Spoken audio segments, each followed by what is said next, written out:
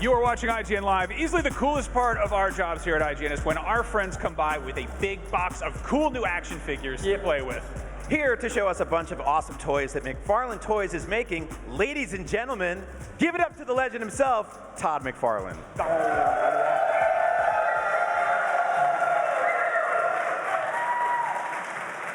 All right, so Todd, you've got some very cool stuff on the way. You just recently started doing a lot more gaming stuff. You announced a new thing going on with PlayStation. We're going to check out some Helldivers in a second, but you've got some brand new stuff here. You've got Paladin Danse from Fallout 4. Yeah. So, I mean, again, we do the comic books, we do the movies, we do the TV stuff, but one of the sections we do is the video game.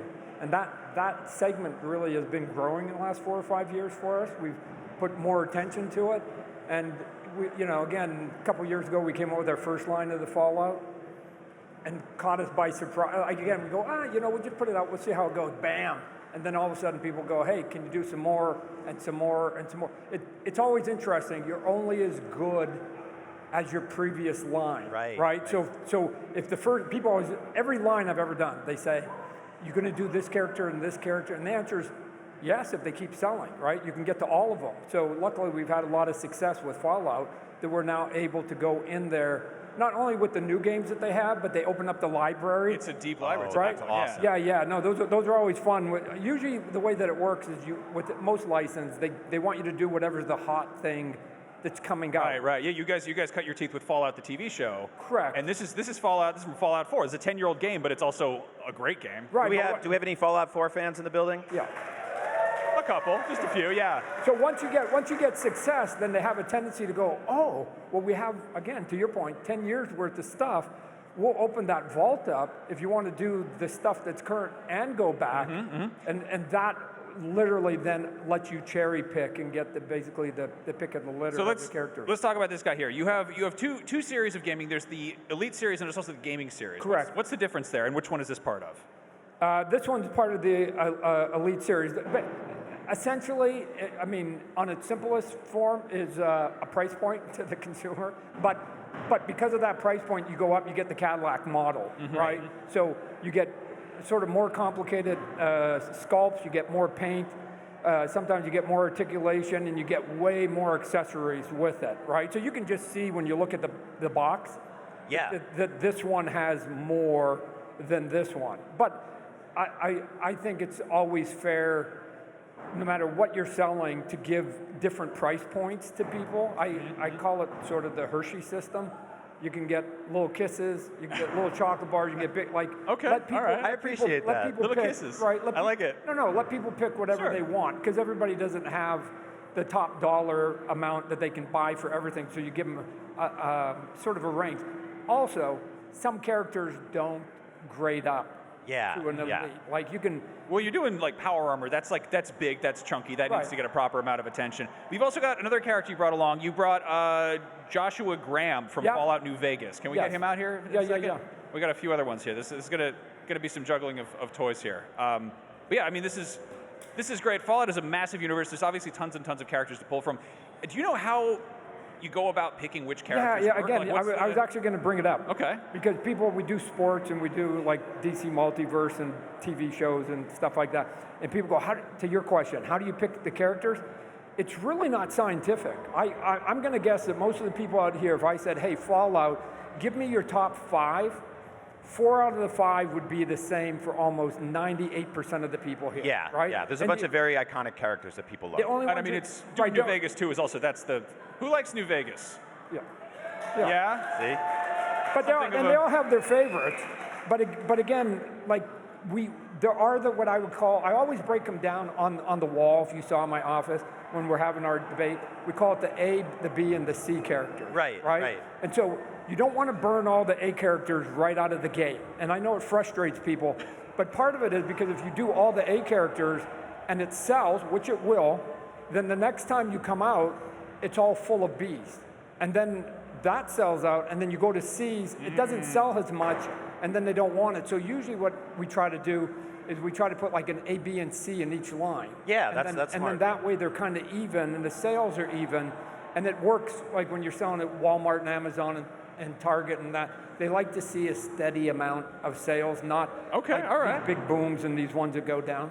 Now, Right, Todd, tell us about some of the details on this guy here, because I especially love what are the snakeskin shoots there? Oh yeah, I've got a Those pair are just great. like that. Those are I've got a pair at home just like that. I wear them all the time. They're super soft. You guys can never get snakeskin shoes. They're like Give it up for snakeskin Yeah, shoes. they're like slippers. So the one thing that we found, like early on when I was doing toys for the first 10, 15 years, we did these kind of what I would call plastic statues. Right. And then people go, no, we want more articulation. Articulation comes to me at a cost. You give away some of the art. And I'm an artist, so when you didn't have a lot of articulation, they look really good up on shelf. Because you can pick the pose perfectly and Yeah, it's locked there. they look good. Yeah. But people, because of the internet, want to do like little, like video films and stuff. Yeah, They're actually doing stop motion stuff, right? Yeah. And they want to put them in cool positions. So we go, well, if we're going to do articulation, then let's go the other extreme and make it so that they can go into almost any position. And then because we sell to adults for the most part. Adults in quotes. Yeah, no, they're adults. Yeah.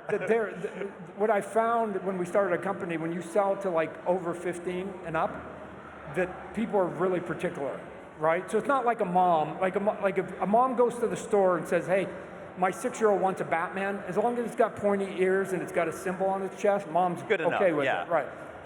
But you sell something to a 25-year-old that's a fan of a video game, there's no way that you can get it wrong because they have access to the internet and they'll email you and they'll text So you. I gotta ask, like, one thing about video games is they're incredibly high def at this point. There's this crazy amount of detail, and they already exist as digital files. Like they're already in there. And I know so much of toy design is done in a computer already. Yes. Is it faster to make something based on a video game if the studio just gives you high-res assets that are already in 3D, or is it Yes, just as much it's a work good as you? question. The answer is yes, but not a ton faster. Yeah. Because what they give you is they don't have the articulation, and then we have to then put the skeleton and do the engineering. You have in to it. do a different kind of rigging, So, basically. Yeah, so it ends up coming in there.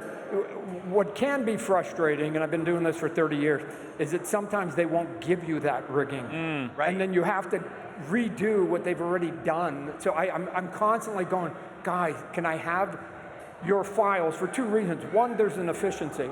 And two, the people here want it to look like what's in the game. Right. So give me your game file. Yeah, and yeah, then it'll yeah. look like the game, right? So this is one from Fallout 76. This Yep. is the T-45 armor. Yep. What's the another special- big boy. This is a red platinum edition. What does that mean? Sometimes it depends where we're selling it. Okay. And we put in like little bonuses and things like that.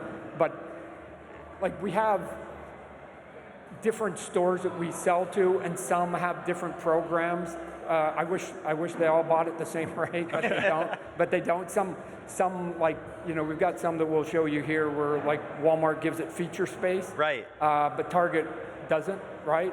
And then we have some that are vice versa, right? So they're constantly going, I want something that my competitor doesn't have. What can you do? Gotcha.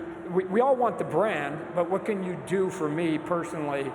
And the answer sometimes is we can't accommodate everybody, right? And because it frustrates the consumer because they don't want to go to 4 different places. No. Now, we've talked to you for years about toys, and a thing you've said to us a lot is that you've made a lot of toy lines based on toys you had growing up not being where they should be, right? Like you made sports action figures because some of the sports toys weren't that great. I don't think you might not, maybe you know this, but you were making some of the best video game toys out there right now. Video game toys were not really great for a really long time, and you're stepping it up. So thank you, man, honestly. No. Look, here's the thing. I think I've gotten my company's gotten an undue amount of credit because we came in at a time when I thought toy makers, the big public 500 companies, were lazy, right? And here's the difference. And I said it before, they were selling to moms and their 6-year-old kids. And the mom doesn't really care as long as it's got the logo on it, right? And then the kid is 6. He doesn't care. When you're selling it to somebody at 26, they know when you get it wrong. That was the piece when we started doing the sports. I go, it doesn't look like what I see on TV and the posters and whatever else. So they can freeze frame it, right? But the fun stuff on this is like the capes. I was going to ask, because you guys just started doing more hold soft this head goods for a stuff. second so I don't tip. The capes are we're getting really good with the capes. Oh, that's awesome. We put the wire in, and then it'll stay. Yeah, right? you've done plenty of like sculpted cloth and fabric and stuff, but having the wire in the cape is so cool. I love that for soft goods. And we haven't done a ton of what I would call printing on the capes, right? Most of them are just like capes. This is, of but course, this one's got the printing of the characters' markings. This on is it. from Helldivers 2, as I'm sure Helldivers, our audience is well aware. Yep. Helldivers is definitely a very toyetic game. There's a lot of accessories, a lot of bits and pieces, and you have one figure from the Elite line that I feel like really demonstrates the amount of accessories you get with you get a lot of stuff. A lot of stuff. Yeah. But even like I said, even the regular one, it's sort of cool on the line. So. Yeah. So this is one of the elite ones. He's going to have his cool weapons here. He's got like an entire, he's got so many. And sometimes what we'll do too, I don't know, if they're not going to be able to see it here unless there's a camera up above, but it comes with about another 15, 16. Sometimes we put in 20 different pieces. These are awesome. They come in there. You can swap out hands. You can swap out weapons. My favorite detail, it's kind of hard to see, but it comes with an extra hand that's doing the shaka. Like you can do all your favorite Helldivers emotes. You can get real silly with it, or you can make them just look tough. You got swords, electric batons, all this fun stuff. All the good stuff. So the thing that we're quite proud of are things that maybe people don't pay attention to, like the articulation of ankles, right? Not only do you have to have the ankles be able to do this up and down, but you've got to be able to go side to side. Right? You are underselling. You've got toe articulation too. That's one of my favorite things. That is like, you guys started adding toe articulation, I was like, yes, that's what I want. Right. Look, and the reason is, and I don't know if the camera's not going to be able to pick it up, but when you spread and you shift, right, your ankle goes sideways. So you've got to be able to go sideways like this to do the poses. Once you get ankle articulation, not arm, there was a lot of toys we bought when we were kids. They could do stuff with the arm, but there's only one pose. Because the moment you move them, their feet are flat. Yep, and they fall over. You have to be able to get the feet, because once you get the feet, you can do 1,000 poses. Yeah, it's right? awesome. 1,000 now, poses. Todd, I love the foot articulation. We only have a little bit more time, but there's something I want to touch on. Spawn was in Mortal Kombat a while ago. Yes. Ed Boon, co-creator of Mortal Kombat, just said recently that he thinks that Spawn is the guest character who fits the best in that universe. How do you feel about Spawn maybe showing up again in a future Mortal Kombat game, or maybe another Mortal Kombat movie? When I have a conversation, the answer is usually yes to all of them, right? Remember, he also came out in Call of Duty. Yeah. Right, and they put him in the first. Well, he wasn't even a download. He just came with the game. He just showed up. He just started showing up. We've never done this before, Todd. We're just going to see if it works.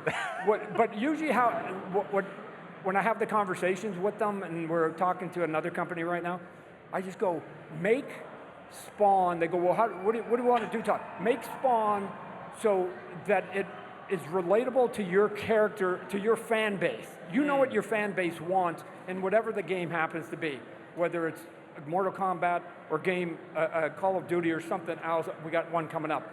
I go, pretend that nobody knows who Spawn is. Pretend that nobody's ever heard of me. That's okay.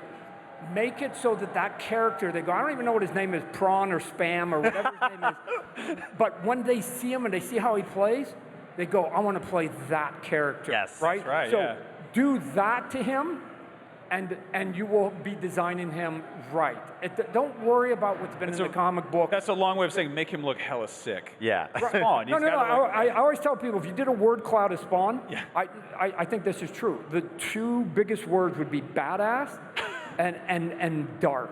Okay. Right? Yeah. Badass, and I go, so if you just, as long as I look at him, I don't care what you do to him, as long as he's badass, I think it works. Okay, right? I got to ask one more question. We're talking about, I don't know, movies and stuff. I ask you this every time we get together. What's going on with the Spawn movie? Can you give us any updates? Oh man, I wish. Now, by coincidence, last night, for the first time in a while, I had a conversation with Jamie Foxx, right? So he's back healthy again, and so I got to follow up with them, but we're determined to get it going. So I just had another big meeting with Blumhouse 2 weeks ago. So I don't know why it's taken so long to get the script right. It's frustrating to me too, but I'm not gonna let something get through just because they've worn me out.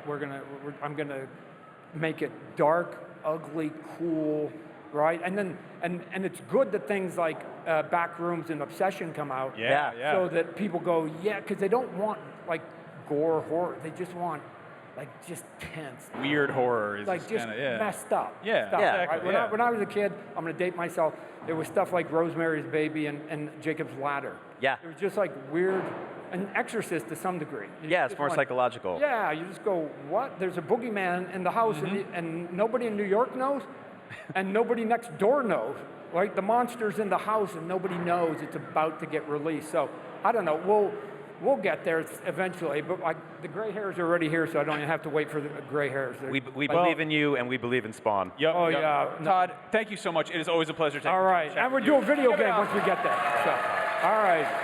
There is lots more IGN Live coming up, so stick around.